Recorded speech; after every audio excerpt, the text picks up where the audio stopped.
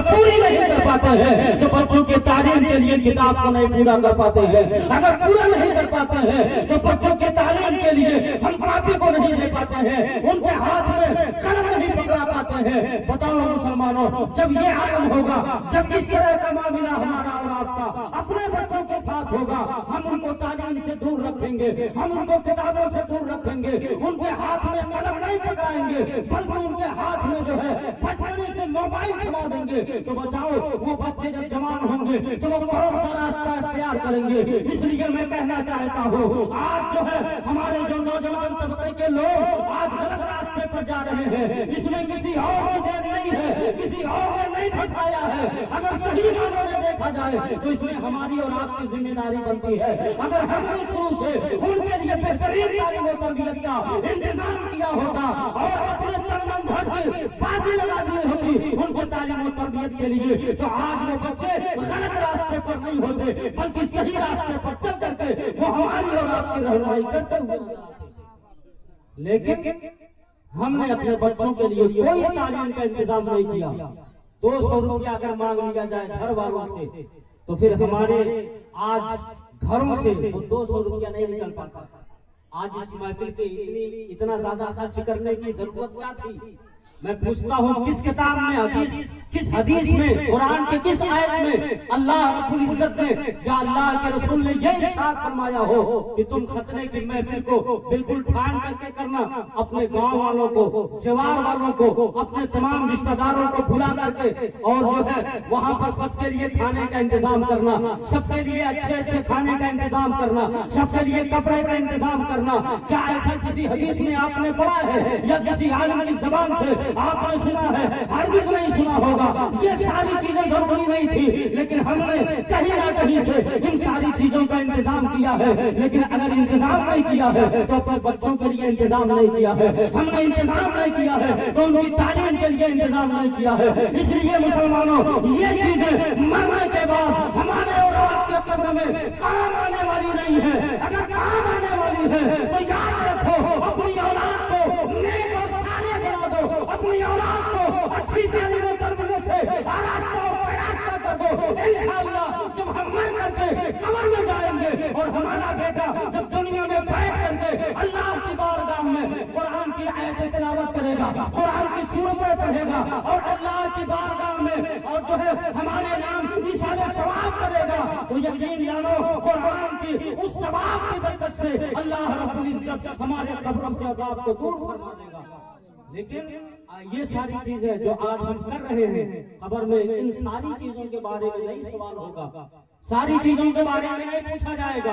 मैदान महशर में आपकी औलाद के बारे में आपसे जरूर पूछा जाएगा, बता मैंने तुझको इतनी औलाद दी, उसके तालीम और तरबियत का इंतजाम तूने क्या किया, उसको कितनी तालीम दी, उसको तूने कैसी तरबियत दी, क्या वो तुम्हारे अपने बड़ों का अदब करता था कि नहीं करता था, अपने छोटों पर शफकत करता था कि नहीं करता था, अपने बाप दादा का वो अदब करता था कि नहीं करता था, उनकी ताज़ीम करता था कि नहीं करता था।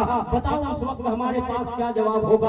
कोई जवाब नहीं होगा। इसलिए मिल्लत के नौजवानों, मेरे बुजुर्गों और दोस्तों, आज जरूरत है इस चीज की। अल्लाह ने हमारी बाजुओं में कुव्वत दी है, ताकत रखी है, तो हम सबको चाहिए कि हम सब अपने बाजुओं की कुव्वत से, अल्लाह की दी हुई ताकत से मेहनत करें, मजदूरी करें, खून पसीना बहा करके अपने बच्चों के सही ढंग से तालीम और तरबियत का इंतजाम करें। इंशाअल्लाह तबारक व तआला ये हमारे बच्चे जब इन्हें दुनिया में हम और आप अच्छी तालीम और तरबियत देंगे और जिस गली से ये गुजरेंगे तो लोग कहेंगे देखो ये गुलाम मुस्तफा जा रहा है, लोग कहेंगे देखो ये आशिक रसूल जा रहा है। इसलिए जब हम इस तरह का इंतजाम अपने बच्चों के साथ करेंगे तो इंशाअल्लाह वो बच्चे हमारे और आपके भी वफादार बनते हुए नजर आएंगे, अल्लाह और रसूल के वफादार बन करके इस दुनिया से जाएंगे। हज़रात गिरामी, इल्म से फायदा क्या होता है? अच्छा, इल्म सीखने के लिए हमारे बुजुर्गों ने मेहनत कितनी की। एक वाकया मैं आपके सामने पेश करता हूँ। हजरत इमाम अहमद इब्न हंबल रज़ियल्लाहु ताला अन्हु का ज़माना।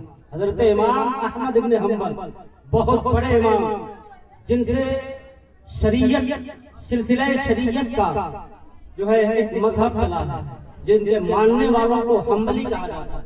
हजरत इमाम अहमद इब्न हंबल रज़ियल्लाहु ताला अन्हु ایک شہر ہے قرطبہ، وہاں پر ایک بہت بڑے امام گزرے ہیں جن کا نام حضرت بقی الدین قرطبی رضی اللہ تعالیٰ عنہ۔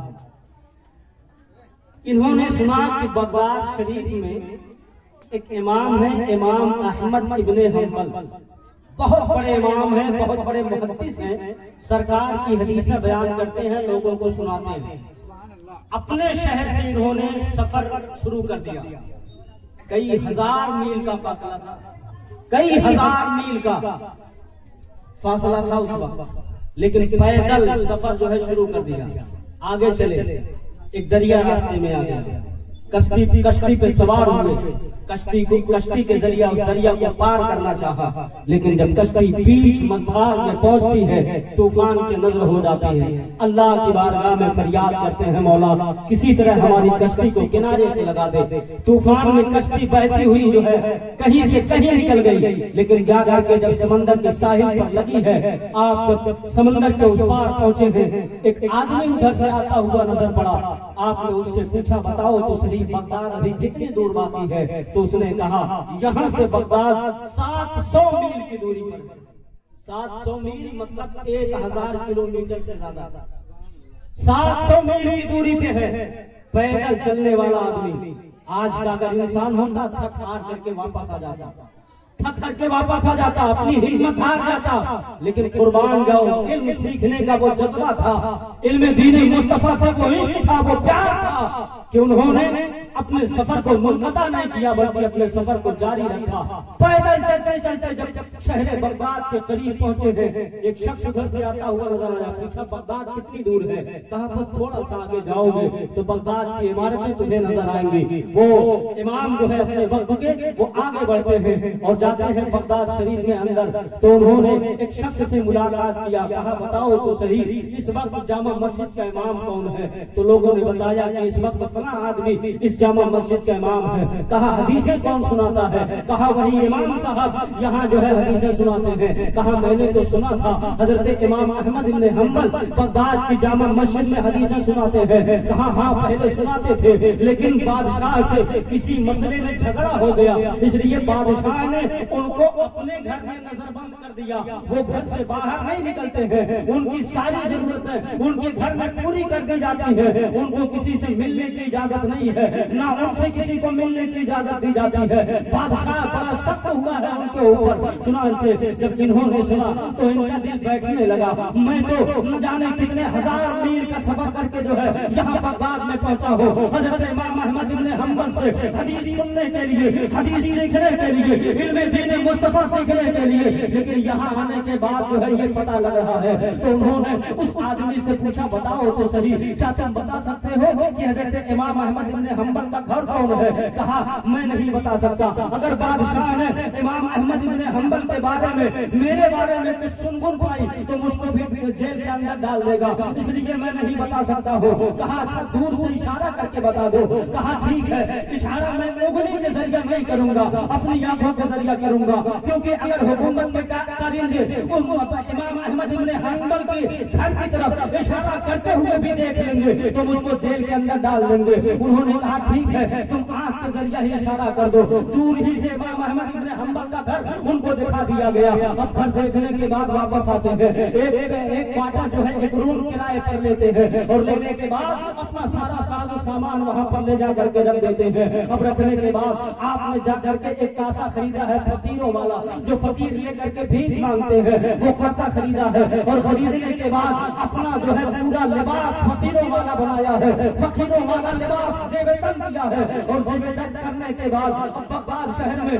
وہ کٹورا لے کر کے کاسا لے کر کے ادھر ادھر بھیک مانگنے لگے، اور بھیک مانگتے مانگتے جو ہے وہ جا کر کے حضرت امام احمد بن حنبل کے دروازے پر پہنچتے ہیں، دروازے کو کھٹکھٹاتے ہیں اور آواز لگاتے ہیں اللہ تمہارے ساتھ اچھائی کا معاملہ کرے، اللہ تمہارے ساتھ خیر کا معاملہ کرے۔ یہ آواز سن کر کے حضرت امام احمد بن حنبل اپنے ہاتھ میں چند سکے لے کر کے باہر آتے ہیں، یہ فقیر اپنا کاسا آگے بڑھاتا ہے، امام احمد بن हम्बल उस कासे में पैसे को रखते हैं। जो ही पैसे को रखा है फौरन फकीर ने इमाम अहमद इब्न हम्बल का हाथ पकड़ लिया और कहने लगा, अरीजा पेश करने लगा, अरे इमाम अहमद इब्न हम्बल, मैं कोई फकीर नहीं हूँ, बल्कि मैं कई हजार मील का सफर करने के बाद यहाँ पर आया हूँ आपसे इल्म हदीस सीखने के लिए, इल्म दीन मुस्तफा सीखने के लिए। इमाम अहमद इब्न हम्बल ने कहा, तुम गलत वक्त पर आ गए हो। बादशाह ने मुझको नजरबंद कर दिया है, बादशाह ने मुझको अपने घर में कैद कर दिया है, मैं किसी से मुलाकात नहीं कर सकता,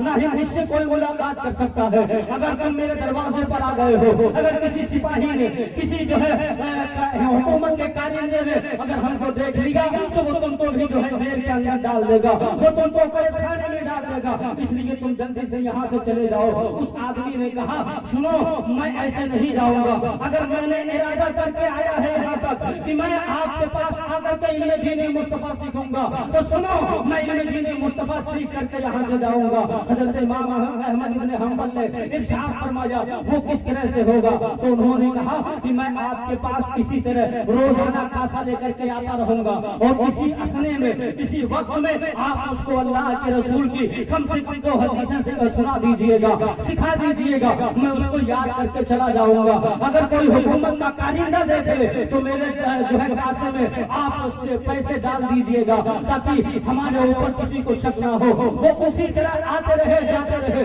हदीसें मुस्तफा सीखते रहे।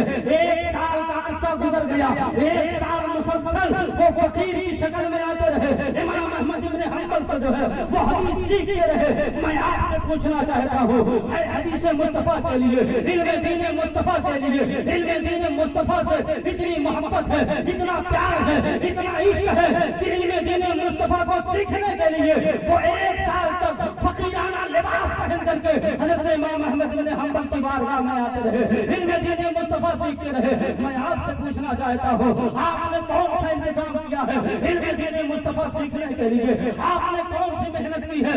आपने कौन सी तकलीफें उठाई है? आपने कौन सा जो है कौन सी मशक्कतें बर्दाश्त की है? कोई मशक्कत आपने बर्दाश्त नहीं की है, कोई मेहनत आपने नहीं की है, कोई तकलीफ आपने नहीं उठाई है। अगर तकलीफ उठाए होते इल्म दीन मुस्तफा को सीख करके अपने बच्चों की, अपने आने वाले नस्लों की, उसी पर आपने उनकी तरबियत की होती तो यकीनन आज हमारे बेटे जो है हमारे नाफरमान बनते हुए नजर नहीं आते, बल्कि हमारे फरमाबरदार बनते हुए नजर आते।